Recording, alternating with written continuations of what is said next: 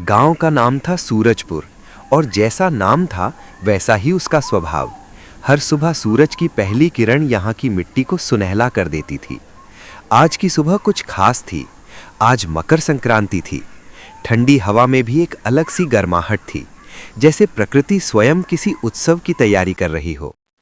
राधा बहुत सुबह उठ गई थी। आंगन में तुलसी को पानी देते हुए उसने आसमान की ओर देखा। नीला आकाश, हल्की धूप और दूर दूर तक फैले खेत, सब कुछ आज जैसे मुस्कुरा रहा था।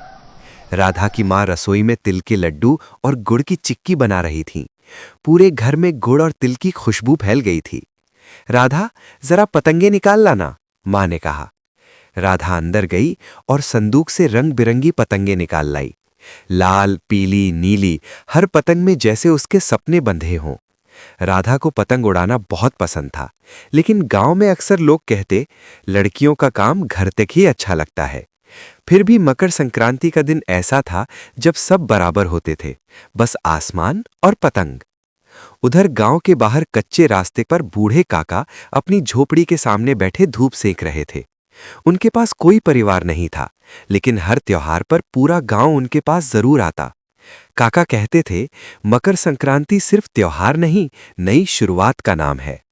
दोपहर होते होते पूरा गांव छतों पर आ गया।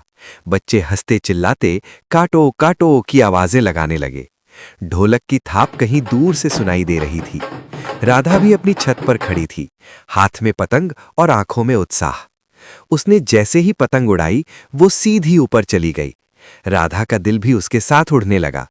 तभी अचानक एक तेज झोंके से उसकी पतंग दूसरे गांव के एक लड़के की पतंग से उलझ गई। दोनों पतंगे आसमान में लड़ने लगी। ध्यान से, मां ने नीचे से आवाज दी। राधा ने डोर को संभाला। कुछ ही पलों में उसकी पतंग जीत गई और दूसरी पतंग कटकर दूर गिर गई। छत पर खड़े सब लोग ताली बजाने लगे। राधा के चेहरे पर गर्व की मुस्कान थी। उसी समय उसने देखा कि उसकी पतंग की डोर ढीली पड़ रही है। शायद मांझा कमजोर था। पतंग धीरे धीरे नीचे आने लगी और गांव के बाहर खेतों की ओर उड़ गई। राधा बिना सोचे दौड़ पड़ी।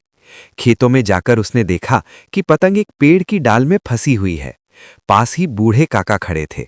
काका, मेरी पतंग, राधा ने हांफते हुए कहा। काका मुस्कुराए। पतंग सिर्फ कागज नहीं होती बिटिया, ये हौसले की पहचान होती है। काका ने धीरे से डाल हिलाई और पतंग नीचे आ गई।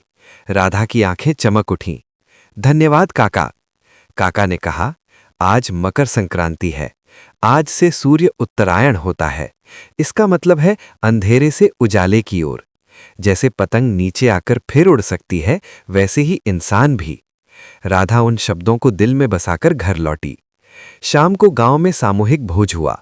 सबने खिचड़ी खाई, तिल गुड़ बांटा और एक दूसरे को शुभकामनाएं दी। राधा ने देखा कि बूढ़े काका चुपचाप एक किनारे बैठे हैं। वो उनके पास गई और अपने हाथ से बनाया लड्डू उन्हें दिया। काका, ये आपके लिए। काका की आंखें भर आईं। आज सच में मकर संक्रांति है, उन्होंने कहा। रात को जब राधा छत पर लेटी आसमान देख रही थी, उसे लगा कि हर तारा एक पतंग है जो उम्मीद की डोर से बंधा है।